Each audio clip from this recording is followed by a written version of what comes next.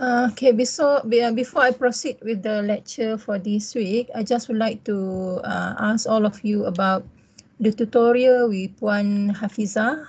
What was the activity for this week untuk tutorial?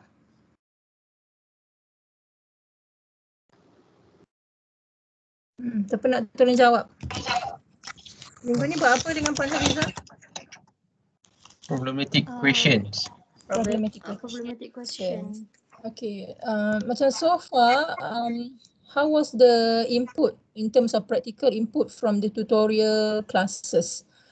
Saya nak dapat feedback sikit lah daripada all of you. Banyak. Ya. So memang sangat membantulah in terms of practical aspect tu.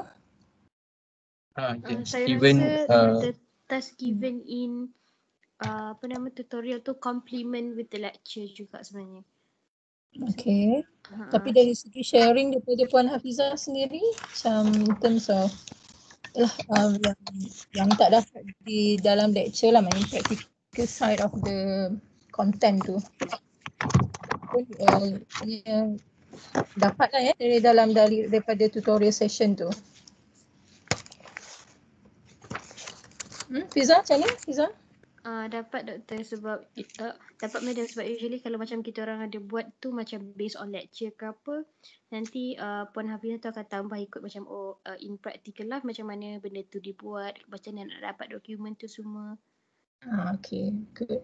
Okay, sebab saya pun perlulah dapat feedback because kita nak of course review juga kita punya in terms of engagement dengan practitioners, macam to what extent kita perlukan dalam kelas dan macam content yang dibagi oleh practitioner tu sendiri ya, because I really hope that it's not confined to kelas yang lecture material yang kita bincangkan saja, tapi hopefully the reasons why we engage with practitioner ialah untuk dapatkan practical input daripada the lawyers lah.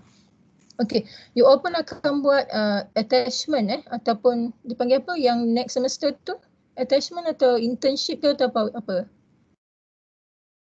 Latihan industri. Internship.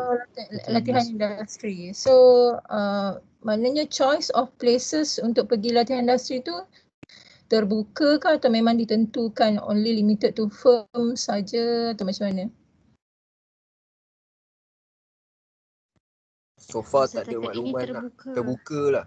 Terbuka lah. Maksudnya kalau tak nak pergi firm, nak pergi mahkamah pun boleh, nak pergi any areas atau ada places yang ada related to legal pun boleh atau macam ni, companies pun boleh. Betul. Ya. Masih terbuka lah ya.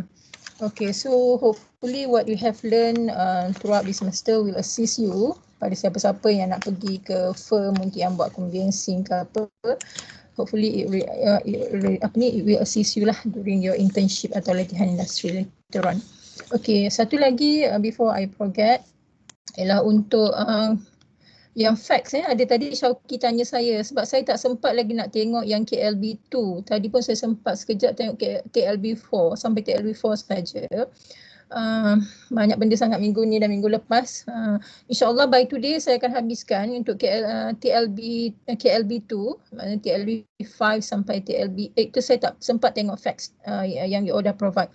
But you still can proceed, cuma nanti particulars tu sebab yang saya akan check ialah maklumat berkenaan dengan amount tu lah selalunya yang banyak, mungkin yang ada beberapa yang silap lah bukan ataupun tak tally.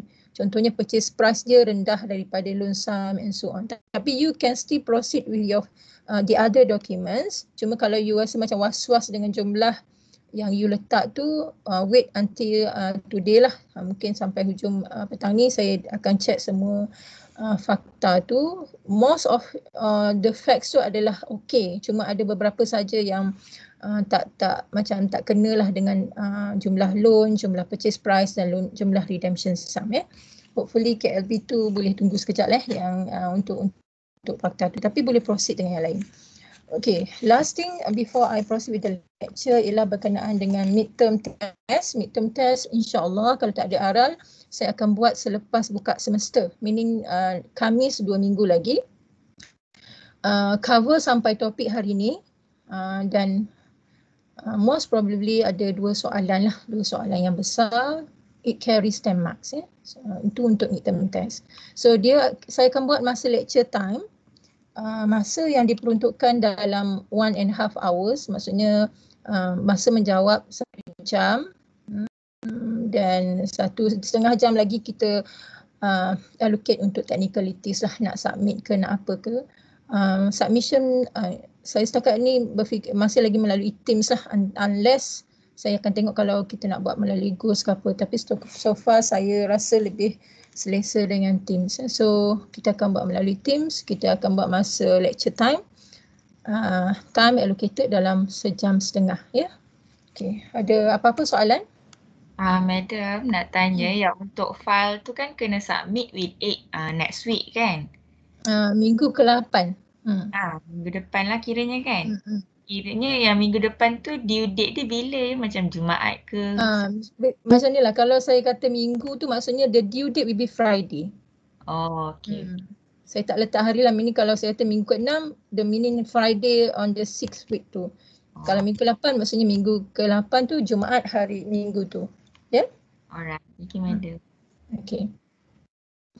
Okay, ada apa-apa lagi nak tanya atau nak anything lah you all nak tanya atau nak query ke, nak share ke before we proceed dengan today's punya lecture. Madam nak tanya. Madam, yang bill yang kita kena buat tu kan untuk individual assignment, itu bill dari purchaser ke vendor ke? Bill purchaser. Oh, bill purchaser. Oh, okay.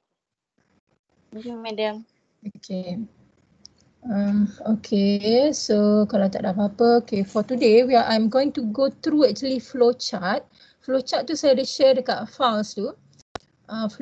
This flowchart I actually took it from the book yang Lainah Leong tu.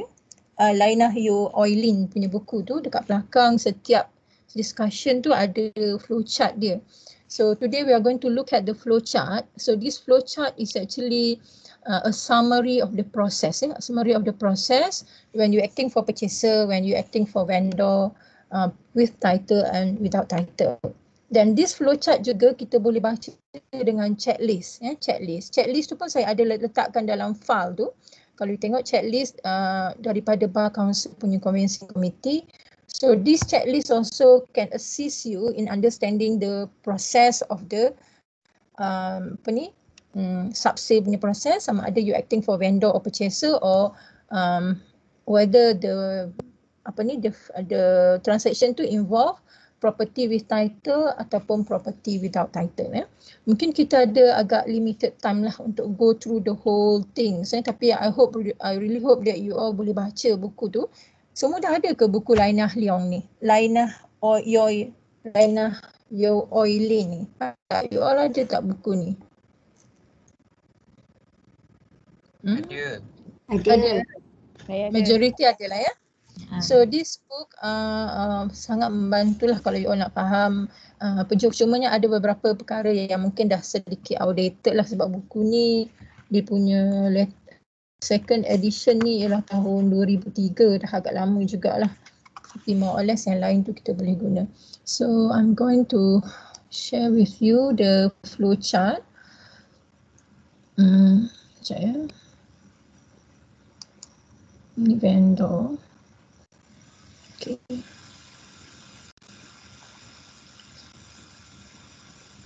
Boleh nampak tak the flowchart tu? Boleh. Boleh. Kalau you boleh buka sendiri pun boleh juga. Saya besarkan sikit. Oh ya, besar sangat. Macam mana pula? Okay. So this is the flowchart acting for vendor, selling property where title is issued. Acting for vendor, selling property where title is issued. So yang you all buat file untuk individual assignment tu, we are acting for the purchaser. So sekarang kita tengok flowchart acting for vendor dulu. So acting for vendor meaning sekarang ni you are representing the vendor who is selling the property to this purchaser. So as a vendor solicitor, what you need to do? Okay? So kalau tengok sini, the first kotak tu, on being appointed to act for vendor, prepare SPA and MOT or give particulars to purchaser solicitor to prepare SPA and MOT. So ada dua pilihan sebagai vendor solicitor, whether you prepare this SPA or if you have agreed with the purchaser solicitor can also prepare the SPA and MOT. Selalunya kalau kita ikut convincing bar council convincing rulings tu, the preparation of the MOT is on the vendor's part. Meaning vendor solicitor is the one who will prepare the MOT. Okay. So the SPA. MOT selalunya prepared by the purchaser solicitor. Tapi this one is still macam up to the parties lah to agree how they want, which party will prepare the documents. Tapi the convention atau the practice ialah vendor solicitor will prepare the SPA and MOT ataupun SPA vendor solicitor prepare, MOT purchaser solicitor yang prepare pun ada juga. Ataupun kedua-duanya prepared by purchaser solicitor pun ada juga. So this is up to the agreement between the parties. Okay, I'll settle satu part. Maknanya preparation of documents. Once you have done your search, when you have get all the documents necessary, then the next thing that you need to prepare ialah CKHT form. If liable to pay RPGT, real property gains tax, prepare CKHT 1. If exempted from RPGT, prepare CKHT 3. If select to sell as private resident, prepare Section 8 RPGT form. So, on the part of the vendor, since the vendor is liable to pay the real property gains tax, as a vendor solicitor, you need to prepare this form. Borang-borang ni. So, CKHT 1, kalau vendor is liable to pay the tax, meaning kita ada 5, meaning if you sell the property within certain years, you have to pay the government real property gains tax. Kalau dulu-dulu lepas 5 tahun, kalau the person is an individual and citizens of Malaysia, lepas 5 tahun dia tak perlu bayar tax. Tapi sekarang ni you will liable to pay the tax berapa tahun pun. Even you jual tahun ke-10, you masih lagi kena tax yang 5% yang paling bawah tu. So jadi dalam situasi ni CKHT 3 tu tak terpakai sebab CKHT 3 ni ialah bila property, kalau dulu lah you jual property lebih daripada 5 tahun. Bila property you dah lebih 5 tahun, you prepare CKHT 3 untuk because the property is exempted from RPGT. Tapi sekarang ni no more exemption, ada sampai maknanya tahun ke-5 onwards pun you kena bayar 5%. So as a vendor solicitor, this is your obligation to prepare CKHT 1. Kalau client, maknanya CKHT 1 because client you kena bayar tax, atau the second option ialah your client choose to use the exemption given by the government, whereby everyone is entitled to once in a lifetime exemption kalau you jual private residence bawah Section 8. So kalau klien you kata nak mohon exemption ni, so you kena prepare ada satu borang di bawah Section 8 tu untuk mohon exemption. Okay, so tadi dah prepare SPA dan MOT, now you prepare CKHT, borang cukai keuntungan harta, then you prepare bill for your client, Okay, so let's say the property that your client is selling is subject to restriction in interest, you have to prepare form to apply for consent from state authority, because the obligation to apply for consent to transfer is on the vendor. So kalau property tu subject to restriction interest, isi borang permohonan kebenaran pindah milik. Okay.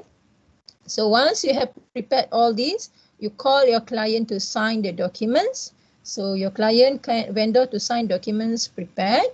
Then once this document signed by your client, you send to the documents to the purchaser to sign.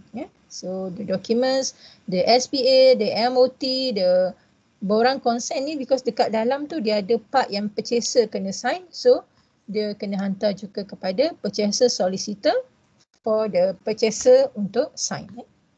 Okay, so next untuk flowchart seterusnya.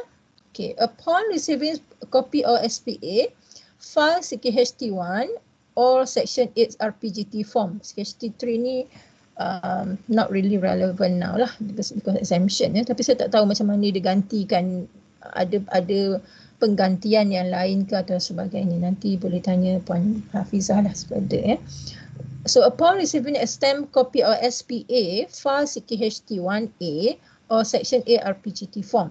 So bila dah dapat dokumen signed by the purchaser solicitor will stamp the document, will stamp the SPA dulu. MOT tu kita tak stamp dulu. Kita cuma stamp agreement saja. So upon receiving stamped copy of the SPA, file this form dekat lembaga hasil dalam negeri. So this must be done within 60 days of the date from the date of the stamp copy of SPA ni. So 60 hari daripada tarikh perjanjian jual beli tu, borang-borang cukai keuntungan harta ni mesti difailkan di pejabat lembaga hasil dalam negeri. So at the same time, because we are talking about property subject to consent, apply for state consent. So apply for state consent. So if the state consent obtained, then serve the state consent to the purchaser solicitor. Then at this stage, purchaser solicitor will apply for loan. So nanti kita tengok part purchaser solicitor ni apa yang dia kena buat. So purchaser applies for loan, maksudnya benda ni bergerak serentak di pihak vendor, di pihak purchaser solicitor, dan ada satu lagi pihak di pihak bank solicitor, the bank's financer tu. Okay, so purchaser applies for loan, dan purchaser solicitor asks for redemption statement and vendor's undertaking. Okay, so di pihak vendor ni nanti dia akan terima satu surat daripada purchaser solicitor memohon satu redemption statement, because this property yang macam contoh yang file yang you all buat tu masih subject to charge. Kalau di cash yang unencumbered case, cash buyer, dia lain cerita. Tapi kalau kita ambil yang common cases, biasanya property tu masih lagi charge to bank. So purchaser's financial solicitor asks for redemption statement and vendor's undertaking. So sebagai vendor solicitor, you akan terima satu surat daripada purchaser solicitor asking for redemption statement. Penyata tebus hutang. Penyata tebus hutang daripada pihak bank yang masih lagi vendor ni berhutang. Dan juga satu lagi surat ialah vendor's undertaking. What is the content of this undertaking? Ialah to refund the loan sum in the event or the purchase price in the event the transaction cannot go through. So ada dua benda yang akan diminta oleh purchaser's financial solicitor. Purchaser's financial solicitor, redemption statement dengan vendor's undertaking to refund the loan sum. So kalau dekat sini, write to the vendor's financier for redemption statement and give statement to purchaser's financier. So bila you dapat surat memohon request for this redemption statement dengan vendor's undertaking, you as a vendor's financier, vendor solicitor akan membuat satu surat kepada vendor's financier, bank yang sekarang ni masih lagi property ni tergadai, untuk redemption statement dan give statement to the purchaser's financier. So once you dapat surat daripada lawyer bank ni, you akan tulis surat kepada existing chargee untuk redemption statement dia. So once you get the redemption statement mengatakan jumlah terhutang pada masa ini ialah contohnya RM30,000, biasanya bank akan bagi 3 bulan statement. Maknanya kalau bulan November 30,000, dia bagi lagi satu date Disember mungkin 31,000. Januari berapa dan Februari berapa. Kalau masa saya praktis dululah, zaman dulu dia akan bagi 3 date because maybe November tak sempat complete the transaction, so ada second amount yang kita dah terus boleh guna instead of kita kena request lagi sekali untuk December punya date pula. Dan biasanya bank akan bagi terus 3 statement or 3 amount in advance supaya tidak berlaku macam kena minta lagi. Okay, so tadi ada 2 items requested by purchasers financial solicitor. Redemption statement you dah buat, you dah request daripada pihak bank. So you have to prepare vendor's undertaking, get vendor to sign and deliver undertaking to purchasers financial, confirm difference between purchase price and loan sum paid. So salah satu biasanya vendor's undertaking ni kita prepare in advance lah. Kita akan prepare masa vendor to sign documents ni, kita terus minta vendor sign this vendor's undertaking. So kita tak request client datang lagi ke office. Maksudnya all the necessary documents tu kita dah prepare siap-siap. So sekali saja client will come to the office to sign the document. So vendors prepare undertaking. So at the same time, at this stage, because vendor purchaser ni dia dah apply loan, so dia dah tahu how much the loan he is getting. So we will at this stage know that if there is any differential sum or not. What is the differential sum? Apa itu differential sum? Anyone?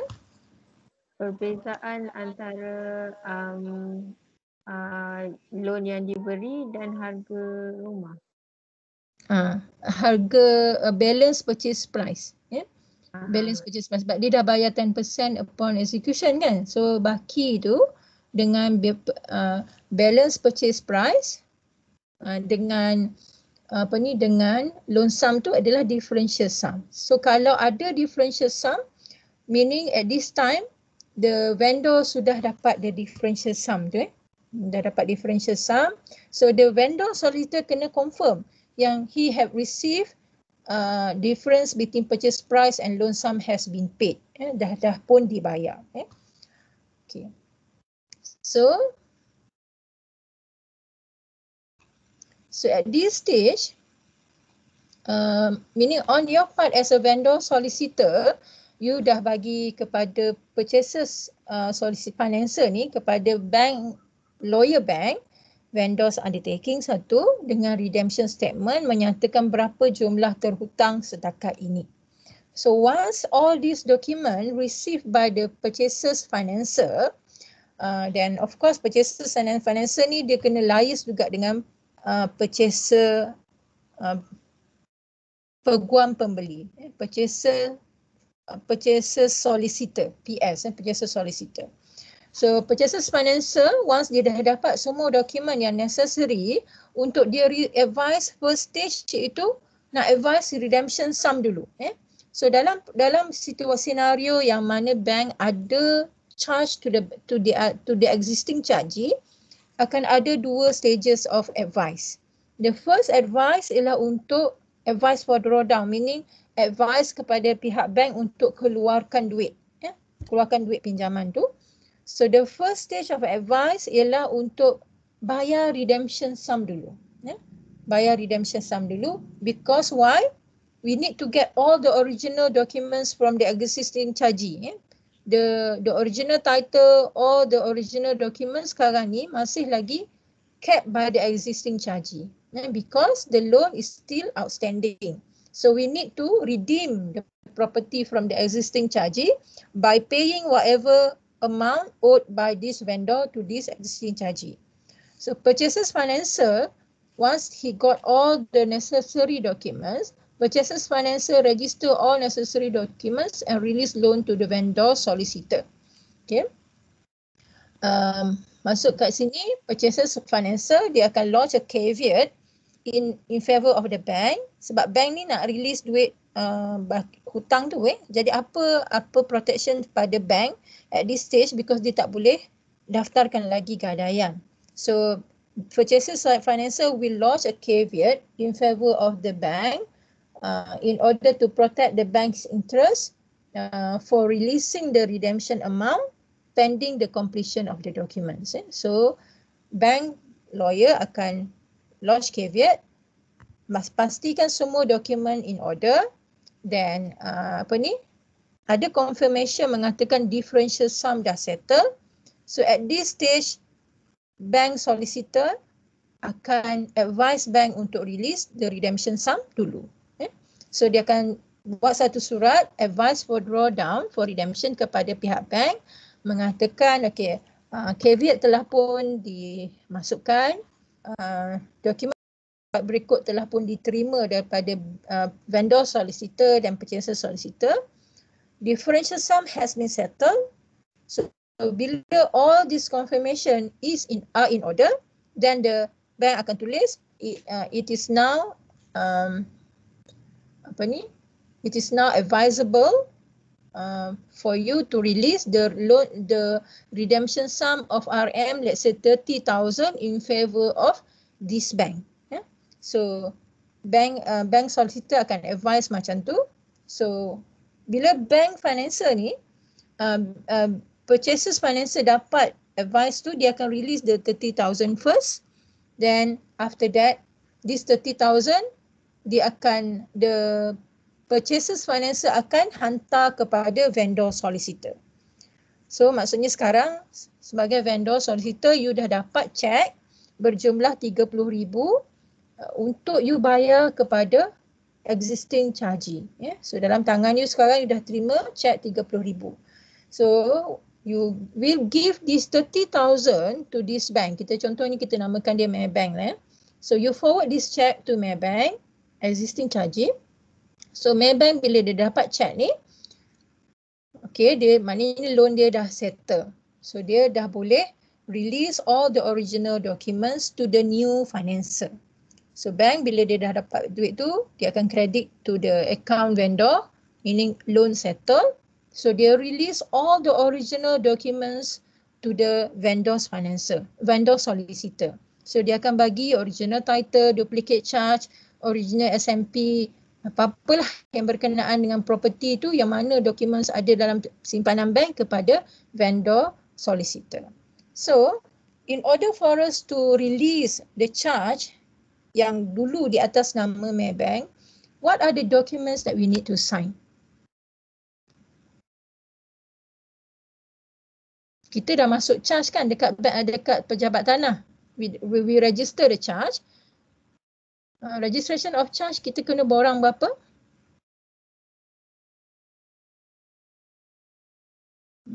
Ingat tak? Kita belajar pasal security document. Ya? 19 19B. 19B. 19B. Borang gadaian. Kita belajar security documents masa land law 2. We learn about charge, lien, statutory lien, jual janji. Borang berapa? Borang gadaian. 16A. 16A, correct. 16A. Borang 16A. So dulu masa kita buat gadaian in favor of Maybank, kita masukkan borang 16A. So banks punya charge registered in the grant, in the title. So kalau kita buat land search, we will find gadaian di gadaian bagi pihak Maybank Berhad, nombor perserahan sekian-sekian, tarikh sekian-sekian. So sekarang ni kita nak hapuskan. We want to delete the endorsement about the charge in the title because this person had settled the loan. So apa dokumen yang kita guna? Macam mana kita nak batalkan gadaian dalam geran itu? Withdrawal lah. Discharge of charge, madam. Betul. Discharge of charge. Correct. Form 16N. 16N, yes, correct. So because we want to delete the charge in favor of Maybank tadi, we have to file in satu borang yang kita panggil dia discharge of charge. Kita nak discharge charge tu. So this form is borang 16N. Bauran 16N, bauran discharge of charge. So tadi kita masukkan charge bauran 16A. So bila kita nak batalkan charge tu, nak withdraw or discharge charge tu, kita gunakan bauran 16N. So vendor solicitor ni, bila dia dah dapat check tadi, dia kena hantar sekali check ni dengan bauran 16N, bauran discharge of charge kepada Maybank. So once Maybank settle the loan, dia akan sign bauran 16N ni to indicate that the loan had settled, then they agreed the charge in their favour to be discharged. So dia akan prepare sign bauran 16N ni. Kalau ini tengok dekat flowchart tu, dia ada prepare form 16N, forward to the vendor's financial redemption sum and plus 16N for signing. Okay, so meaning dia dah sekarang ni dia dah dapat grant, dia dah dapat bauran 16N which has been duly signed by Maybank. So what he need to do as a vendor solicitor, he need to deliver to the purchaser's financier bauran 16N, title and other documents. So tadi in return of the payment of 30,000 tu yang dia dapat daripada this purchaser's financier bank, So in consideration of that, bank vendor solicitor ni akan pulangkan bauran 16N which have been duly signed by the bank dengan title dan other documents. Maksudnya loan dah settle, hutang dah tak ada dengan Maybank, so grant semua dah dapat dekat purchaser's financier. So once purchaser's financier dapat all these grant, the document, barulah dia boleh go to the next stage, iaitu advise for the balance of the loan. Contohnya kalau dalam kes ni purchaser ni dia pinjam loan 100,000. Tadi 30,000 dah guna untuk settle redemption sum. So ada baki lagi loan amount of RM 70,000. So in order to release this balance of 70,000, purchaser's financier will request for the creation of charge. For the creation of charge in their favour. So tadi vendor solicitor ni dia dah dapat, so deliver to the purchaser financier bauran 16N, title and other documents. So dia hantar kepada purchaser's financier. So at this stage, purchaser's financier also liaise dengan purchaser's solicitor. Sebab dalam ni kita nampak satu-satu, kita tak nampak link dia lah. Purchaser solicitor. So at this stage patutnya purchaser financier ataupun bank lawyer ni dia dah ada dalam dalam dia punya simpanan ataupun dalam dia in their custody title, bauran 16N, duplicate charge dan lain-lain dokumen. So dia kena tunggu dokumen pindah milik daripada purchaser solicitor. Memorandum of transfer daripada purchaser solicitor. Then once all these things received by the purchaser's financier, maksudnya sekarang untuk advice for the release of the balance loan tu, purchaser's financier ni dia kena ada dalam tangan dia memorandum of transfer, bauran pindah milik which has been duly stamped, yang telah pun di stamp at valorem. So this part is done by the purchaser solicitor. So dia dah dapat from the vendor title, bauran 16N, duplicate charge, then dia sendiri sebagai bank purchaser's financier ataupun bank solicitor, dia dah ada dia dah prepare dia punya bauran gadaian in favor of the new bank, then the rest yang lain-lain punya dokumen lah untuk presentation, quit rent, assessment, salinan IC dan sebagainya. So once all this document dah in order, barulah dia boleh dokumen to the land office for presentation. Pendaftaran. So once this document all presented and registered at the land office, barulah bank solicitor ni boleh release the balance of the 70,000. So the sequence dekat pejabat tanah ni, because property ni kalau ke dalam geran kita nampak dia masih ada lagi gadaian kepada pihak Maybank. So dia punya flow-nya ialah kena masukkan dulu borang 16N, batalkan gadaian tu dulu. Lepas tu bila gadaian tu dah dibatalkan, barulah vendor tu dia boleh pindah milik kepada purchaser. So barulah boleh masuk borang MOT. Maksudnya 16N followed by MOT. So bila property ni dah dipindahkan kepada purchaser, barulah purchaser tu boleh pindahkan, gadaikan property tu kepada pihak bank. So flow dia ialah borang 16N, borang MOT dan barulah borang charge in favor of the new bank. So 3 dokumen ni dia mestilah in sequence, tapi di pejabat tanah we will do this simultaneously. Tak adalah kita pergi hari ni daftar borang 16N, esok pergi lagi borang pindah milik, esok pergi lagi borang charge. Kita tak buat macam tu lah. We will do it simultaneously, but dalam rekod pejabat tanah this is done in sequence. Sebab kalau tak, hak tu tak terpindah milik kepada pihak yang satu lagi, macam mana orang tu nak transfer the interest yang dia ada kepada pihak yang lain.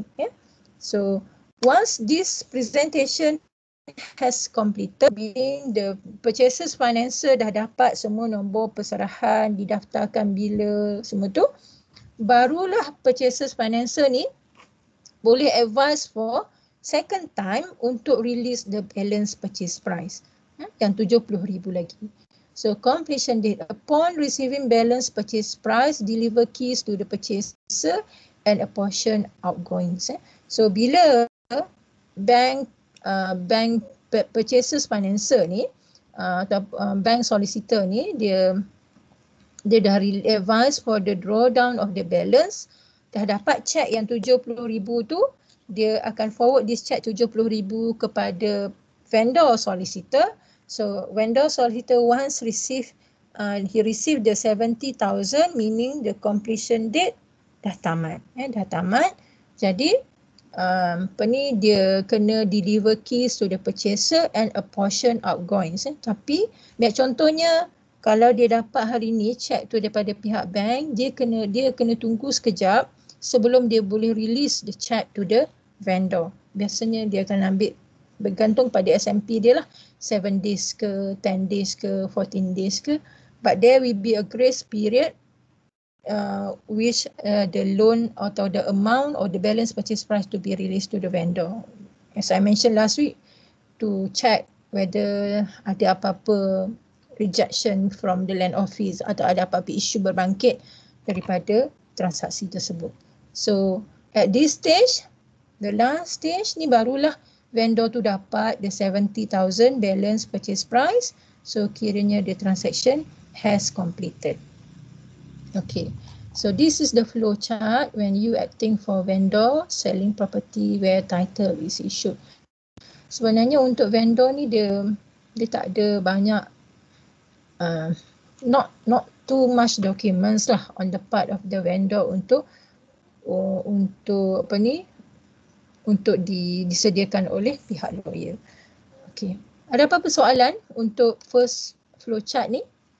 Madam, saya nak tanya 2 soalan. Yang pertama, yang masa dekat land office tu lepas kita discharge charge from the previous tu 16N tu, lepas tu masukkan MOT baru tu, and then baru kita buat charge baru tu. That one kita charge the same property rumah tu sebabnya kita nak securekan loan tu kan? Yes. Tapi boleh tak, let's say kalau purchaser tu dia nak securekan benda lain, harta dia yang lain, contoh tanah dia ke, bukan guna rumah yang sama? Okay. Kalau macam tu dia tak boleh apply loan untuk loan tu untuk part finance purchase of the house. Ya. Sebab sekarang ni tujuan dia dapat loan tu ialah untuk part finance the purchase of the house. So dia apply, dapatkan duit, so dia kena charge itu macam seolah-olah macam refinancing. So ada sepin tanah, you nak dapatkan cash, you property ni kepada pihak bank. So you gunakan property A ni kepada pihak bank. So bank bagi you let's say 70,000, 70,000. So you dapat cash 70,000, property A ni digadaikan kepada bank. Tapi you nak guna duit 70,000 ni untuk bayar balance purchase price yang you beli satu rumah lain yang tadi tu. So kalau macam tu you mungkin tak perlu charge lah. Tak meaning to say when you buy the property you tak buat pinjaman dengan bank. You akan jadi cash buyer tapi you guna duit lain daripada hasil Personal property lain yang di charge. Yes. Okay, faham. Alright. Yang kedua untuk redemption sum tu kan purchaser financer tu akan release kat vendor solicitor kan? Yeah. Tak boleh madam kalau purchaser financer tu dia terus release duit tu kepada vendor punya financer. Ke sebab dia memang kena lalu middleman vendor solicitor sebab nak dapatkan dokumen-dokumen tu nanti semua. Okay, tapi memang sekarang ni biasanya sebab kalau dulu sebab dia bayar by check. Ya, dia bayar by check. So contohnya bank baru ni ialah bank Islam. Bank dulu ialah Maybank. So bank Islam akan keluarkan satu cek 30,000 di atas nama Maybank. Dan dia akan bagi cek ni kepada vendor solicitor. Tapi sekarang as far as I know, sekarang ni praktisnya ialah dia terus credit to the account. Maksudnya bank Islam dia terus kredit ke nombor akaun yang diberi oleh Maybank tu untuk loan tu, dia terus saja kredit kepada Maybank. So kira loan tu dah settle. So semua buat online. Kalau dulu memang Oh, kiranya dia terus kreditkan ke vendor punya financial lah kan? Yes. Sebab kalau dia masuk dalam akaun vendor solicitor, kiranya tu jadi macam stakeholder tu lah yang vendor solicitor pegang duit on behalf of dia punya. Tapi duit tu biasanya dia tak akan letak atas nama vendor solicitor. Dia akan tulis cek tu, dia akan tulis atas nama bank. Dia bukan tulis atas nama lawyer. Faham. Alright, thank you madam. Okay. Ada soalan lain?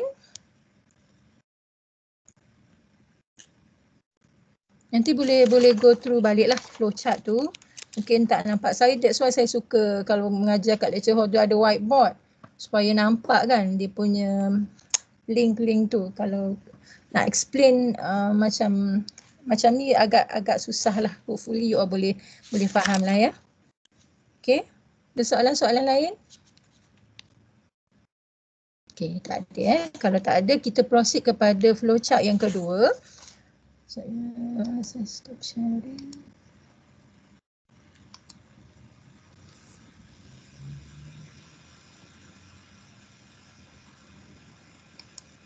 Okay.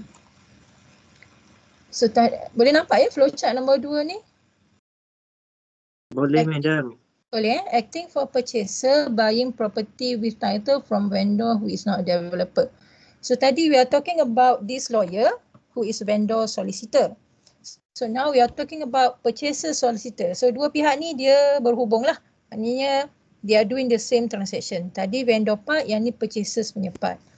So on the part of the purchaser, kalau you sebagai purchaser solicitor, macam you punya assignment tu sekarang lah. Sebagai you are acting as a purchaser solicitor. So what you need to do, first of course get particulars of the title and of the vendor. So maklumat yang you kena dapat berkenaan dengan siapa penjual dan apa subject matter tu lah, ukuran tu. Of course you will get the particulars of your clients, particulars lah sebab you acting for the purchaser kan. So conduct land search, conduct bankruptcy search on both parties, vendor dan purchaser sekali, and conduct land search. So at the same time, you will prepare SPA, MOT, CKHT2A, private caveat and statutory declaration and bill. So this is the task that you are doing now. Prepare SPA, MOT, CKHT2A, private caveat and SD and bill. Kenapa ada SD dekat sini? The statutory declaration untuk apa? Anyone yang dah buat file dia orang mungkin dah tahu?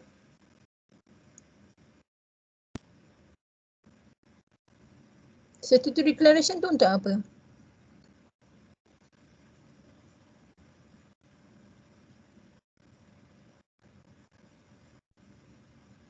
untuk cakap yang kita dah withdraw private caveat tu ke madam? Withdraw bukan. Ada yang dah buat file tak? Ada tak prepare statutory declaration? Surat yang menyatakan apa yang telah dinyatakan dalam borang-borang sebelum tu adalah benar. Macam tu Kan? Ke statutory declaration nak support yang kita dah lodge private caveat?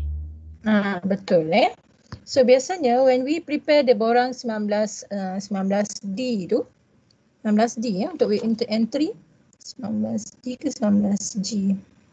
B. B ya, 19B. Kalau withdraw So, D. Okay. So masa kita prepare borang entry tu, borang jabat tanah tu satulah, borang 19B tadi. But at the same time, we have to prepare another supporting documents which is statutory declaration. So dalam borang tu nanti kita dah nyatakan alasan memasukkan caveat ini ialah kerana pembeli telah pun membayar 10% pada caveat itu kat borang. Tapi at the back of the form tu nanti kita akan lampirkan juga dengan satu surat akuan yang menyatakan lagi sekali masuk caveat tu, private caveat SD. Ini untuk borang entry saja. But untuk we look at SD, the statutory declaration. Okay, so beside these documents, biasanya lawyer juga akan prepare satu lagi dokumen iaitu statutory declaration for non-bankrupt. Sebab kalau dulu-dulu, saya tak tahu sekarang, mungkin praktis ni masih ada lagi lah sekarang. Statutory declaration daripada purchaser sebagai klien kita, we stated that they are not a bankrupt. Sebab kadang-kadang untuk tunggu the official assignee punya search tu lambat, so kita akan gunakan statutory declaration ni dulu sebagai supporting documents. So statutory declaration, surat akuan menyatakan dia tidak bankrupt. So these are among the documents that will be prepared by the purchaser solicitor. Okay, so you dah prepare SPA, MOT, CKHT 2A, private caveat and bill. Then kalaulah property tu subject to restriction interest, you will receive a copy of borang permohonan pindah milik, yang mana ada juga borang permohonan yang dalam tu adalah maklumat purchaser dan perlu ditandatangani oleh purchaser. So if applicable, fill in purchaser's particulars in form to apply for consent to transfer. So ini you akan dapat daripada vendor solicitor tadi. Okay. So if you have already prepared all these documents, you will call your client to come and sign, purchaser to sign documents and pay bill. Pay bill. Okay. Yang ni because buku lainan ni dia buku lama, dia masih lagi deduction of CKHT tu 2%. I think start from 2015. Dia dah naikkan kepada 3%. So nanti kena ubahlah ini sebab dia flowchart yang lama. So forward check for yang ni 7% lah, 7% of the purchase price and documents to the vendors solicitor for signing by the vendor. Maksudnya, okay, bila you dah call client, you dah datang sign kat office, dah tanda tangan, so you pun dah dapat bayaran deposit daripada your client, so you will forward the duly signed documents dengan check yang 7% tu, 7% sebab 3% you deduct dekat CKHT. You dah potong untuk bayaran CKHT. So you cuma bayar dia 7%. Tapi kalau let's say masa booking, masa beli, masa tengah negotiation of the house tu, purchaser ni pun dah bayar earnest money sebanyak 2% contohnya. So dekat sini forward check ni jumlah you dah makin kurang. Sebab you dah deduct 3% untuk bayar CKHT, so you ada lagi 7%. Contohnya purchaser ni dia dah bayar masa negotiation, earnest money 2%. So dekat sini mungkin jumlah yang you bayar ialah cuma 5% of purchase price. Forward check for 5%. So it will change accordingly lah, mengikut berapa jumlah payment yang your client had paid during the initial transaction. Okay. Forward check for 7%, kita letak 7% of purchase price and document to vendor solicitor for signing by the vendor. So stamp agreements upon document being signed by vendor and give copies to purchasers and vendor. So lepas vendor dah sign, you pun stamp the documents and give the copies to the respective parties. Okay, so since your client had paid the deposit, you lodge caveat in favor of your client. Okay, ini cerita dekat part ni kalau consent. Property subject to restriction. Consent, if consent approved 3 months for completion date runs from the consent date, wait for purchaser to get his loan. If consent not approved, get purchaser's consent to grant extension of time. If consent still not obtained after 6 months, purchaser may terminate agreement. So these are the situation. Pertama, kalau consent dapat dalam masa berapa bulan yang you bagi, contohnya 3 bulan ke 4 bulan ke, so your SMP date akan bermula once the consent is obtained. Sama ada obtain ataupun biasanya dalam SMP kita letak 3 months from the date of the purchaser solicitor receive a copy of the consent. Sebab takut vendor solicitor ni dia dapat consent tu hari ni. Dapat daripada pejabat tanah hari ni, hari Khamis 3 hari bulan. Tapi dia forward dekat purchaser solicitor ni seminggu selepas tu. Jadi 3 months tu dah berjalan daripada hari ni, tapi purchaser solicitor tak aware that the consent has been obtained. Selalunya dalam SMP kita akan letak 3 months from the date the purchaser solicitor obtain the consent, receive the copy of the consent. Ini dia dah dapat satu salinan consent daripada vendor, barulah 3 months tu berjalan. Sebab the consent is very important for the purchaser's part untuk do the next stage. Okay. If consent not approved, biasanya kalau contohnya kalau consent permohonan tu tidak diluluskan, biasanya we give some extension of time, sebulan ke, 2 bulan ke, 3 bulan ke, up to the parties untuk buat rayuan kepada pejabat tanah. But after the extension of time, still the consent has not been given by the state authority, then at that point of time purchaser has an option to terminate the agreement. Okay, so ni cerita consent Okay, so ni study you have lodged caveat. So what you need to do at the same time ialah to file CKHT 2A and forward 3%, bukan 2%, 3% of the purchase price to Inland Revenue. Within 60 days of the agreement, file CKHT 2A and forward 2% of the purchase price to the Inland Revenue. Yang ni kalau if CKHT 3 is filed. So sekarang ni tak ada exemption lagi, mungkin yang ni tidak lagi applicable lah. Unless the purchaser tadi, the vendor tadi dia mohon exemption, exemption bawah section 8 tu.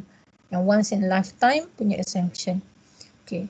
So at the same time, as a purchaser solicitor, you akan liaise juga dengan purchaser's financer ni, purchaser's financer solicitor. So you akan terima satu surat daripada bank lawyer ni, purchaser's financer solicitor, to give letter of undertaking, to forward the duly adjudicated MOT. Sebab this is your obligation. Sebagai purchaser solicitor, you yang akan hantar memorandum of transfer ni ke lembaga hasil untuk dinilai. Jadi purchaser bank, lawyer bank akan minta satu surat aku janji yang you akan hantar borang ni, borang MOT ni. So adjudicate MOT and stamp when assessment is received. Okay. Kalau you perasan dekat atas ni, kita stamp masa ni kita cuma stamp SPA saja. Because it is not actually advisable for us to stamp the MOT sekali masa ni. Why? Because satu, consent belum dapat. Consent belum dapat. So we will only send the MOT for adjudication bila consent dapat. Satu-satu. Satu lagi bila purchaser ni confirm dapat loan. Confirm dapat loan. So biasanya confirmation untuk dapat loan tu lebih cepatlah daripada confirmation on the approval of the MOT, on the consent. Because once we date the MOT ni dia ada lifespan dia. So kalau let's say you date sama dengan date SMP, Contohnya 3 hari bulan 12, 2020. Sama dengan DSMP. Konsen dapat 6. So your MOT ni dah kena penalty. Sebab MOT must be presented dekat land office within 3 months from the date of the document. So contohnya kalau MOT you 3 hari bulan 12 2020, bulan 12, bulan 1, bulan 2, bulan 3. 2 hari bulan 3, 2021 will be the due date for you to present the MOT at the land office. Kalau you tak daftarkan MOT tu kat pejabat tanah pada atau sebelum 2 hari bulan 2 tadi 2021, then your MOT is subject to penalty. That's why adjudication and stamping of MOT ni you have to be very careful. Dia kena ada strategi dia supaya MOT tu tidak kena penalty. You tak boleh buat awal sangat dan tak boleh buat lambat sangat. Sebab kalau lambat sangat you cannot meet the deadline yang 3 plus 3 campur 1 tu nanti. Because MOT ni is subject to assessment by the lembaga hasil dalam negeri. Jadi lembaga hasil dalam negeri akan ambil masa untuk bagi you satu penilaian berapa jumlah stamp duty ad valorem yang you kena bayar ke atas tanah tu. Jadi mungkin dia ambil masa seminggu atau 2 minggu, then you have to budget lah, estimate akan diambil untuk proses tu supaya your date is not so early ataupun too late for you to advise. Ini memang kena belajar dan kena tahulah. Maknanya kalau hantar MOT dekat lembaga hasil ni biasanya berapa lama dia akan ambil masa. Kalau sometimes hantar dekat lembaga hasil ni berapa lama. So itu nanti your firm akan tahulah which macam kena tanyalah familiar macam mana proses tu berlaku. Okay. So adjudicate MOT and stamp when assessment is received. So sekarang ni lebih mudah sebab lembaga hasil dia keluarkan stamp hasil. Stamp hasil. Instead of kita kena stamp yang merah kat tepi tu, dia keluarkan satu sijil stamp dia panggil. Sijil stamp yang mana dia akan letakkan berapa jumlah yang you kena bayar ke atas borang pindah milik tu, dan you just go and pay the amount at the lembaga hasil dalam negeri. Okay. So at this stage you dah ada stamp MOT, you dah bayar assessment the stamp duty according to the assessment ad valorem. You forward MOT and documents to the purchaser's financial solicitor.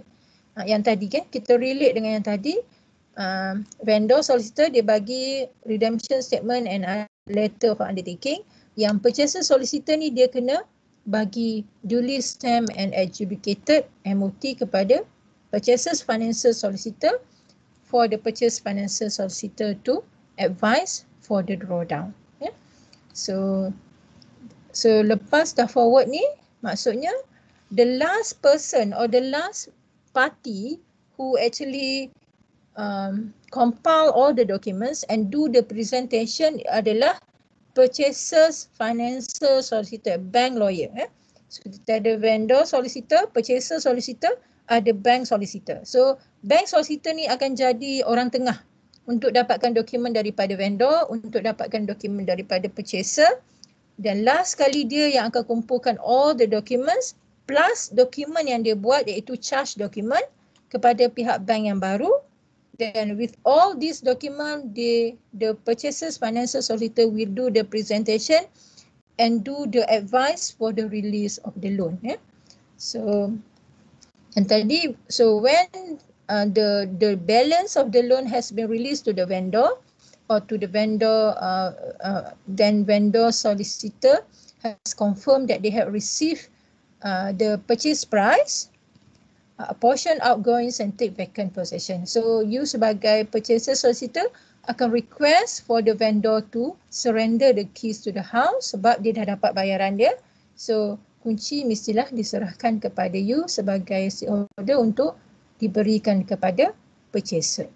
So ini adalah the process kalau you acting for the purchaser buying property with title from vendor who is not a developer. Maknanya ini adalah sub-sale punya transaction lah, ataupun yang direct sale tapi bukan daripada develop. Okay.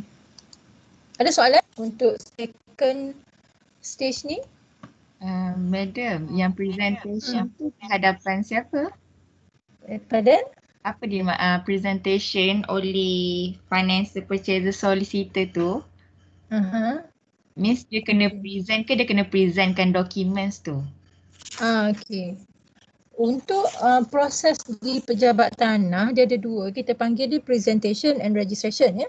So lawyer ni bila lawyers purchasers financial solicitor ni dia dah dapat dokumen daripada vendor, dia dapat dokumen daripada purchaser, dia kumpul, dia punya maknanya sekarang dalam simpanan dia dapat borang 16N daripada vendor, borang 14A daripada purchaser, borang 16A yang dia buat, charge dokumen yang dia buat bagi pihak bank. So all this pejabat tanah punya dokumen ni dah ada dalam tangan dia. So once all this document dah stamp, dah bayar stamp duty semua properly, then dia akan bring this document, we call it for presentation. Perserahan di pejabat tanah.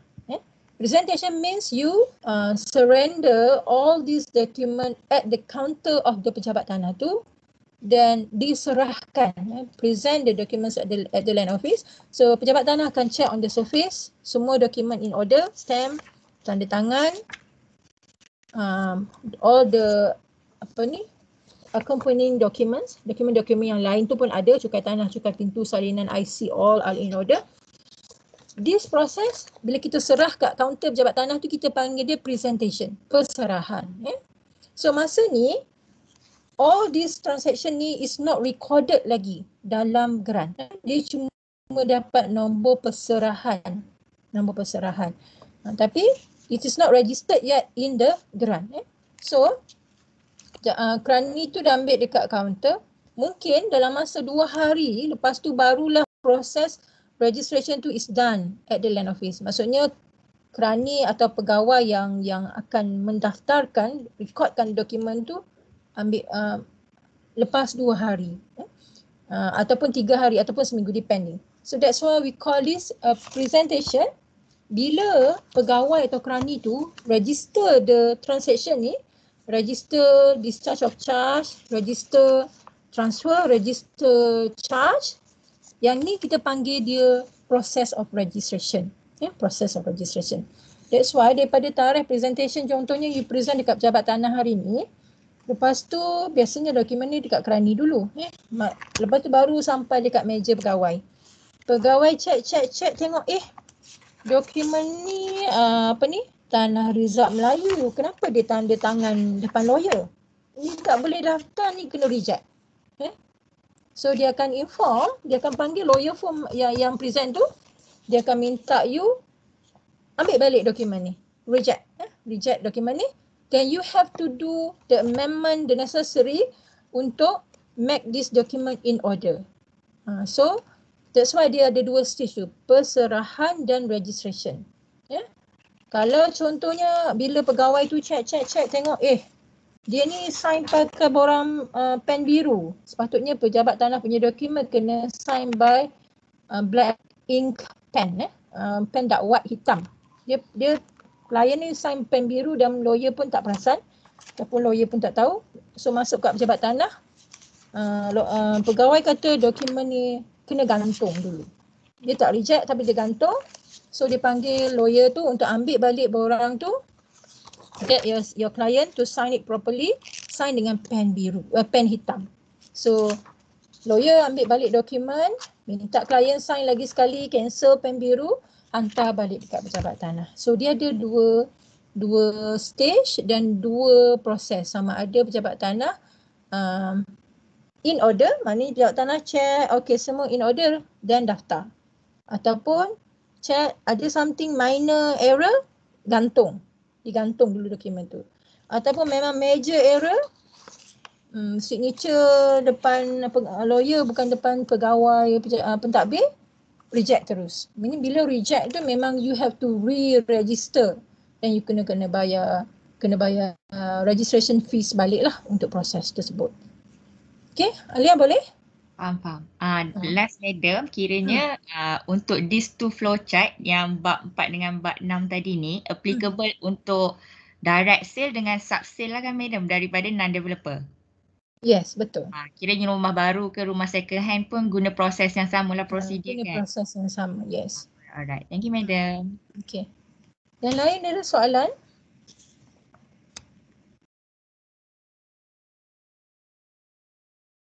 Boleh nampak tak flowchart tu dan how it goes?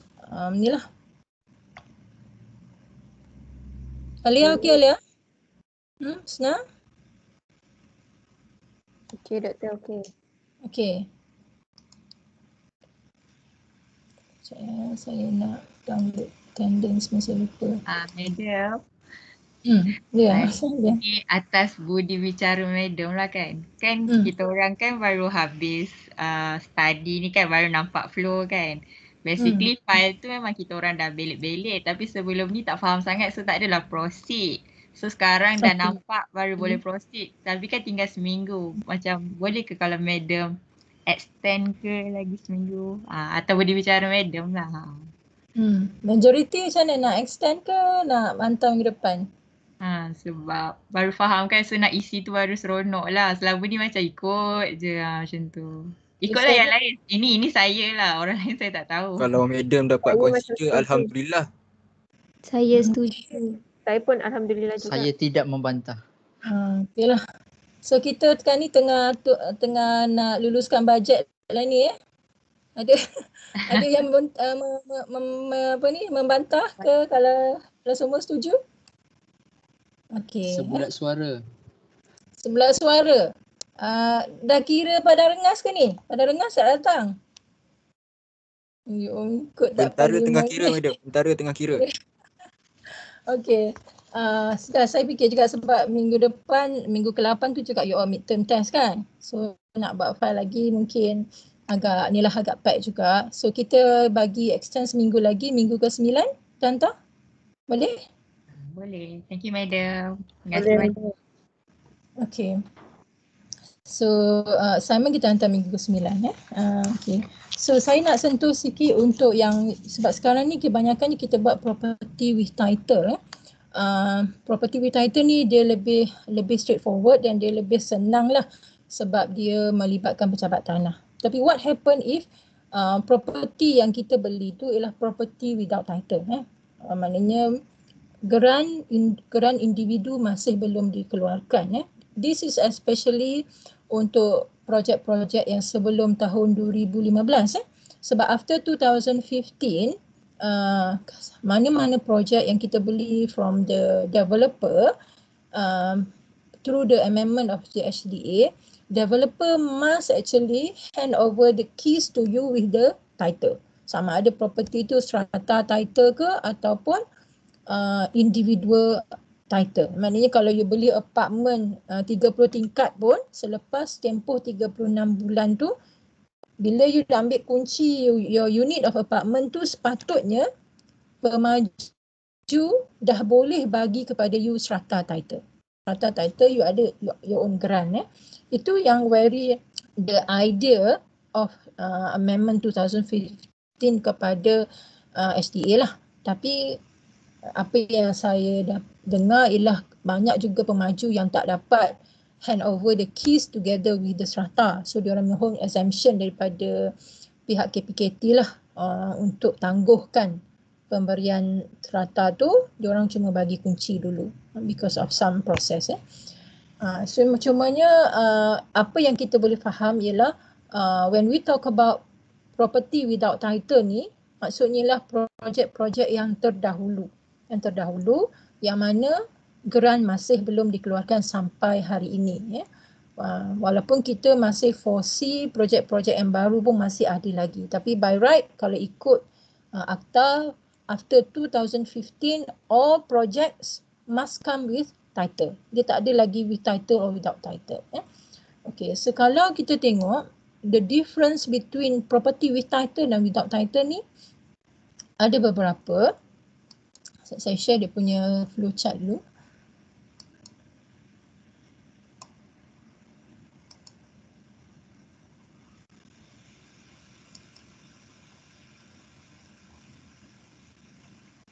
Okay. Okay. Ini adalah flowchart for acting for purchaser buying under subsale property without title. Maksudnya kita bagi senario, contohnya you beli satu apartment. Apartment ni dibina tahun 2010. So dia beli tahun ni, property dia masih belum ada geran strata.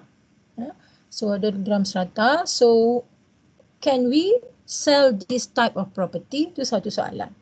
Dia tak ada geran. So macam mana kita nak jual property yang macam ni? So satu lagi soalan, bank financing this kind of property? Bank financing this kind of property. Sebab dia tak ada geran, so what will be the security of the bank? So untuk property without title, instead of kita pakai memorandum of transfer, MOT, cepat tanah, we are replacing this document dengan deed of assignment. Deed of assignment.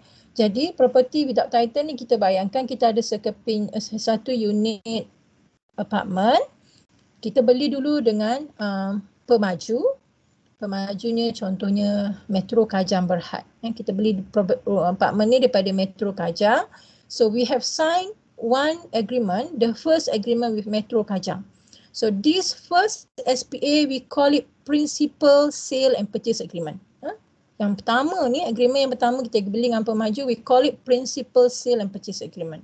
So this is the most important document or the most important agreement when we talk about property without title.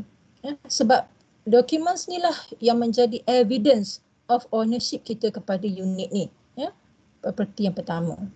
So okay, now you beli dengan Metro Kajang unit apartment ni, you nak jual property ni kepada Mr. A. You nak jual property ni kepada Mr. A. So property belum ada geran. So what you need to do ialah you have to prepare the sale and purchase agreement. Dan untuk sale and purchase agreement lah agreement untuk jual beli property tu, meaning you set berapa purchase price, bila nak bayar, apa yang berlaku kalau orang ni default, purchasers default, vendors default and so on dalam SPA. But how do you transfer your interest in this apartment to Mr. A? Ialah melalui deed of assignment. You assign your rights in this apartment to Mr. A. You tak boleh transfer sebab you tak ada hak ke atas geran besar tu, master title tu. You cuma ada interest ke atas unit you sahaja. So deed of assignment will replace the MOT. So you assign your rights in this apartment to Mr. A through this document, we call it deed of assignment, surat ikatan penyerahan hak. Okay. So since kiranya yang dalam situasi ni bukan setakat Mr. A tu tak ada individual ataupun strata title unit dia. Kiranya developer dari awal tu pun dia tak ada master title yang untuk keseluruhan unit ke? Dia ada master title. Maksudnya apartment tu berdiri di atas satu geran master title lah. Tapi geran tu masih lagi atas nama pemaju dan mungkin pemaju masih dalam proses untuk subdivide the geran tu into strata punya fasa. Thank you, madam. Okay. So since you don't have the individual title yet, your transaction with regards to this apartment must be notified to the developer. Mesti dimaklumkan kepada pemaju. Sebab pemaju is the owner of the master title tu lagi. So bila A ni, you nak jual pada A, you mesti inform pemaju Metro Kajang tadi that you are selling this unit to A. So please take note that now I'm not the owner of the property anymore. Within 3 plus 1 within this dalam proses ni, A will be the new owner of this unit. So maklumat ni mesti dimaklumkan kepada pemaju. Right to developer for particular surpasser. Ini yang ini purchasers punya part lah. So on the part of vendor, dia kena maklumkan dia jual property ni kepada A. Okay. Kalau you acting for purchaser ni, right to developer for particulars of parcel. So you acting for A pula, you sebagai peguam A kena menulis kepada pemaju untuk dapatkan maklumat mengenai parcel ni. So you write a letter of confirmation asking for the details about the ownership, the particulars of the land, the unit and so on. So nanti pemaju akan reply kepada you informing that okay, unit apartment ni nombor postal address dia ialah contohnya B-1-3 Teratai apartment. Master title apa? Apa lagi aksesori parcel yang ada? Contohnya aksesori parcel lot parking lot number sekian-sekian. Lepas tu apa existing bank yang vendor ni masih lagi terhutang. So all these details will be given by the developer when you write to developer for particulars of the parcel. Okay, so you kena make a land search and make a bankruptcy search macam biasa. So tadi the document that we need to prepare ialah SPA and deed of assignment. Okay, yang lain tu prepare CKHT2A, prepare private caveat. Okay, prepare private caveat ni is also subjective. Certain developer, they won't allow you to lodge a private caveat over the master title. Especially kalau dia tengah mohon untuk subdivision. Sebab nanti kalau dia allow you to lodge a private caveat,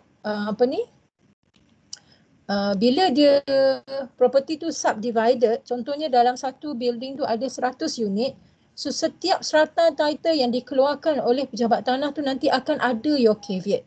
So akan ada your caveat, so 100 caveat kena dikeluarkan. So that's why pemaju biasanya dia tak bagi kita untuk masuk caveat lah on the property. Okay. Prepare the bill, purchaser sign all document, ni semua sama macam yang lain-lain juga yang tadi. Cumanya dekat sini adjudicate deed of assignment, yang tadi kita adjudicate memorandum of transfer, borang pindah milik. Yang ni kita adjudicate deed of assignment with same date as the deed of receipt of reassignment. Okay. Yang ni kita kena take note. Kalau dalam property with title, tadi we are talking about discharge of charge. Discharge of charge sebab kita nak batalkan gadaian yang ada yang direkodkan dalam geran di pejabat tanah. So we actually discharge the charge by entering the discharge of charge. Tapi kalau untuk property without title, masa saya beli dulu dengan pemaju Metro Kajang, saya tak ada create charge because property tu tak ada geran. So what I do is actually I only assign my rights to the bank. So masa saya beli dulu, saya sign loan agreement dan saya sign deed of assignment. Saya assign my rights kepada pihak bank. Pihak bank contohnya public bank. So sekarang bila saya jual pada A, part of the loan akan digunakan untuk settle hutang saya dengan public bank. So public bank, once macam senario yang tadi, when I paid the 30,000 redemption sum kepada public bank akan pulangkan all the original document kepada lawyer, dan bagaimana kita nak batalkan this loan yang in favor of public bank ni ialah by signing what we call it deed of receipt and reassignment, DRR ni. DRR, deed of receipt and reassignment. So tadi masa saya beli dengan Metro Kajang, saya pinjam dengan public bank, saya ada buat loan dokumen dengan deed of assignment sebab saya serahkan hak saya on the apartment kepada public bank along the period of the loan. Along the period of the loan. So sekarang saya dah settle dengan public bank, so saya nak batalkan assignment saya kepada public bank. So the revocation of this assignment, we do it by way of deed of receipt and reassignment. Dia sama macam discharge of charge lah kalau dalam title tu. Tapi because dia property without title, kita call it deed of receipt and reassignment. Receipt and reassignment. So with the same day as DRR. So bila kita dah bayar 30,000 tadi redemption kepada public bank, so kita hantar sekali dengan deed of receipt and reassignment ni. So public bank akan sign dokumen ni dan pulangkan semua original dokumen kepada lawyer, dan lawyer kena pergi ke High Court untuk batalkan this receipt and reassignment. Receipt and reassignment.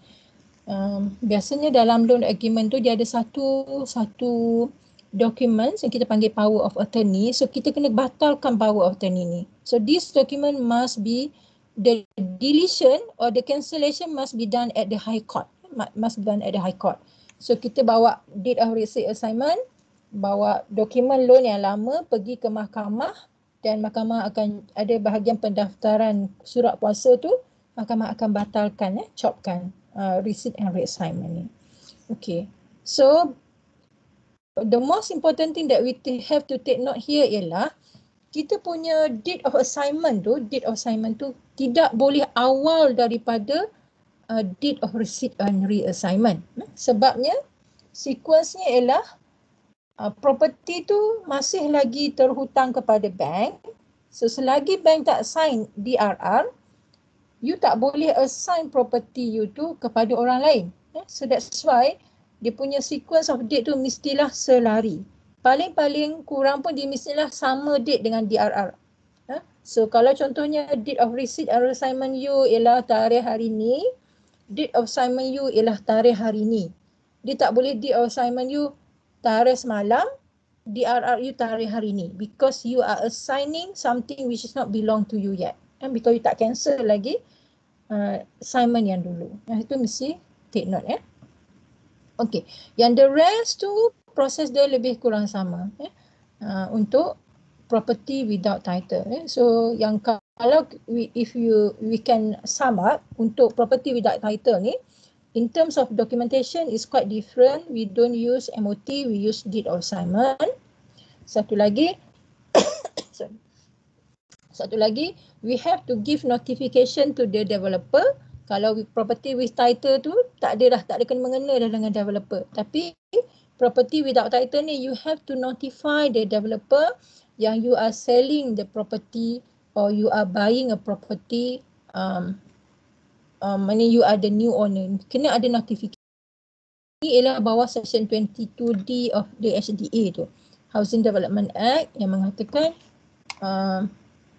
selagi property tu tak ada geran dan you beli daripada pihak pemaju, dan you kena bagi notification kepada pemaju untuk memaklumkan yang who is the latest owner of the house. Then because nanti bila geran dikeluarkan, pemaju tahu siapa pemilik yang sekarang. Jadi dia akan maklumkan pada pemilik yang latest untuk sign borang pindah milik. Itu dua. Okay, so developer masih lagi terlibat, notification to the developer, notice of assignment. Then yang ketiganya ialah in terms of documentation for the cancellation of the previous loan. Kalau property with title kita guna discharge of charge, tapi untuk property without title we use deed of receipt and reassignment. So saya rasa itu yang paling obvious lah dalam perbezaan di antara property with title and property without title. Okay? Madam, saya keliru. Tadi yang Madam kata Madam assign bank sebagai, sana Madam ada cakap yang Madam assign bank untuk deed of assignment. Yang tu macam mana?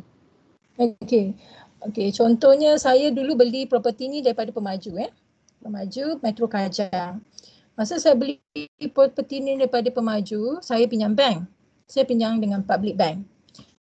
So bila saya beli property dengan pemaju dan saya pinjam bank, maksudnya bank is actually financing the purchase of the property. So contohnya bank bagi saya pinjaman RM70,000. RM70,000. So jadi sebagai security kepada public bank, sebab dia bagi pinjam saya RM70,000, so saya kena assign this apartment to public bank. So saya create satu assignment kepada public bank. So at the same time saya juga create satu power of attorney kepada public bank mengatakan sepanjang tempoh loan saya, contohnya saya pinjam loan tu 15 tahun untuk jumlah RM70,000. So sepanjang tempoh 15 tahun, property ni adalah dipegang oleh public bank sehinggalah saya settle loan. So there is already an assignment in favor of public bank untuk loan pertama yang saya ambil tu. So public bank is now the existing chargee. Contoh yang dalam title tadi ialah Maybank. Maybank ialah existing chargee. Okey, setakat ni? Boleh? Faham. So kiranya yang untuk DRR tadi tu, deed of receipt and reassignment tu pun still kepada bank yang finance tu lah, purchaser tu lah. Yes. Deed Okay, of receipt assignment ni ditandatangani oleh public bank. Sebab public bank sekarang ni dia nak, dulu saya assign hak tu kepada public bank sebab nak secure 70,000. So saya dah settle hutang tu. So public bank kena reassign kepada saya. Kena bagi balik kepada saya. So that's why we call it receipt and reassignment. Kena bagi balik kepada saya apartment tu. So bila saya dapat reassignment tu, maknanya property tu sekarang milik mutlak saya. Saya bukan lagi tergantung dengan public bank. So bila milik mutlak saya, barulah saya boleh jual kepada A. Yang mana saya sekarang tanda tangan deed of assignment, nak serah hak saya dalam property ni kepada A pula melalui deed of assignment. Boleh, Had? Okey, terima kasih Madam. Okey, yang lain soalan? Saya ada beberapa soalan. Pertama, kalau stamp duty ad valorem untuk deed of assignment ni, dia punya pengiraan dia sama macam MOT ke? Ya, sama. Okay. Dia sama, dan bila geran keluar, jumlah yang kita bayar atas deed of assignment ni akan di-endorse ke atas MOT. Kita tak bayar dua kali lah. Contohnya sekarang kita bayar atas deed of assignment tu 2,000 ad valorem stamp duty dia. So sebab kita sekarang beli property without title. 2 tahun kemudian geran keluar dan kita kena buat MOT lah. Kita kena pindah milik property tu kepada kita sebab geran dah ada. So masa kita prepare MOT ni, we don't pay another stamp duty. Kita ambil deed of assignment yang lama ni, kita endorse je jumlah yang kita dah bayar tu ke atas MOT ni. Oh, okey. Faham. Okay. Sekali je lah kita bayar ad valorem fee. Okey. Kalau endorse tu dekat mana? Dekat lembaga hasil. HDN, okey. Okey, itu pertama. Kedua tadi, Madam ada mention pasal power of attorney. Saya tak dapat nak tangkap. Okey. Biasanya untuk loan dokumen kepada pihak bank, tadi saya pinjangan public bank kan. Untuk loan dokumen kepada pihak bank, dokumen yang kita akan tanda tangani loan dokumen pada pihak bank ni ialah loan agreement satu, deed of assignment satu, dan satu lagi power of attorney. 3 dokumen, 3 serangkai ni lah. Loan agreement tu ialah untuk set out what are the terms of the loan. Macam berapa beli, berapa jumlah loan bagi, berapa interest, apa default dalam loan agreement. Deed of assignment tu menyatakan bahawa sebab dia menggantikan charge, dia menggantikan charge. Jadi deed of assignment dia mengatakan bahawa sepanjang tempoh 15 tahun tempoh pinjaman tu, saya menyerahkan hak saya ke atas apartment itu kepada pihak bank.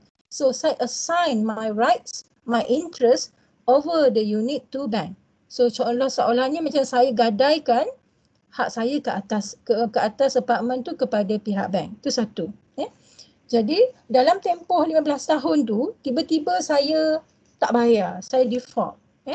Saya ataupun bila saya assign tu, meaning bank has all the powers over the apartment. So kalau saya tak bayar ataupun itulah saya biasanya tak bayarlah dengan pihak bank ni. So bank has power actually to sell my apartment to in the foreclosure proceedings punya action.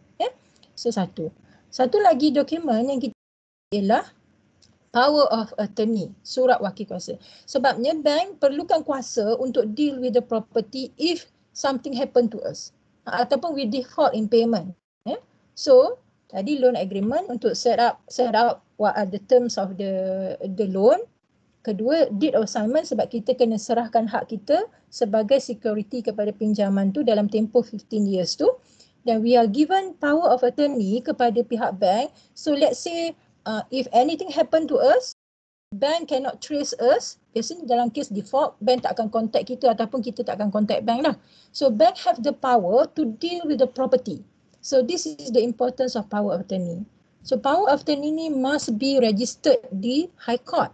Any power of attorney must be registered at High Court. So kita bagi satu kuasa kepada pihak bank untuk deal with the property within 15 years of the period of the loan. So kita daftarkan dokumen ni di Mahkamah Tinggi, bahagian pendaftaran surat kuasa wakil. So bila loan kita settle, kita kena batalkan assignment dan kita kena batalkan juga power of attorney ni. So that's why kita kena sign, a bank kena sign deed of receipt and reassignment. Deed of receipt and reassignment. Satu, untuk membatalkan power of attorney tu. Yang kedua, untuk memulangkan balik property tu to us because we have already settled the loan. So ada 3 dokumen, 3 serangkai ni. Kalau kita pinjam bank, property without title. Boleh Syami?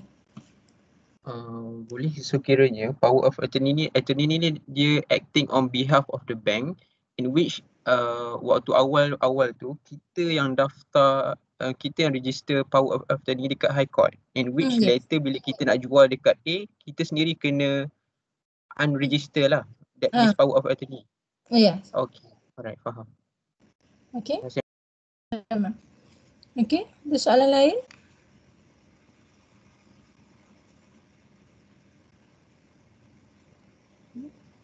Okay. Tak ada yang lain, faham Imran, okay? Faham? Madam nak tanya. InsyaAllah. Okay, Alia? In terms of redemption sum tu, kalau in case kita beli daripada developer or owner, kiranya macam hutang dia kepada bank dia untuk dia buat rumah tu kan? Tapi kalau redemption sum untuk daripada first purchaser yang kita beli, kiranya second purchaser beli daripada first purchaser, kiranya hutang dia terhadap rumah tu lah kan? Duit. Maksudnya contoh satu, kalau first purchaser tadi yang direct sale tu, kita kena bayar redemption sum tu sebab developer ataupun owner of that project dia ada hutang dengan bank untuk untuk develop project tu. Yes. Tapi kalau contoh untuk sub-sale dalam kes macam ni, kita bayar redemption sum sebab previous owner yang nak jual rumah tu, sebab dia tak habis bayar duit rumah dia tu kan, terhadap developer dia. Kira macam tu lah kan? Ya, betul. Maknanya kalau yang senario yang pertama tu, pinjaman tu because for the construction of the house lah biasanya. Kalau kita beli dengan direct pada pemaju pun, contohnya pemaju nak build satu housing development, so ada 20 buah rumah. So pemaju ni dia pinjam dengan bank untuk develop the project. So 20 buah rumah tu nanti contohnya dia pinjam dengan bank sebanyak 1 juta. So dia nak buat projek perumahan mengandungi 20 units of houses. So nanti redemption yang 1 juta tu dia akan bahagikan kepada 20 unit ni. So setiap unit mungkin dapat 1 juta bagi 20 dapat berapa? 50,000. So setiap rumah tu terhutang dengan pihak bank ni, the master charging ni 50,000. So let's say pemaju jual rumah ni berharga 200,000. So 50,000 yang pertama daripada 200,000 ni akan dibayar kepada bank yang memberi pinjaman 1 juta tadi. So pemaju akan dapat 150,000 saja. Ini dalam senario yang pertama yang Alia kata tadi. Okay, yang kalau senario yang kedua tu memang vendor tu dia pinjangan bank masa beli rumah tu dan dia belum settle loan dan itu adalah redemption jumlah terhutang masa dia beli rumah tu. So bukan masa yang stage yang pertama yang for development tadi. Faham. Thank you, madam. Okay, so hopefully you all can capture lah what we have discussed today more or less, sebab sebenarnya discussion tu panjang, banyak senario sebenarnya. Kalau cash buyer lain, kalau kalau property unencumbered lain. So senario-senario ni agak berbeza tapi the gist of it lebih kurang samalah.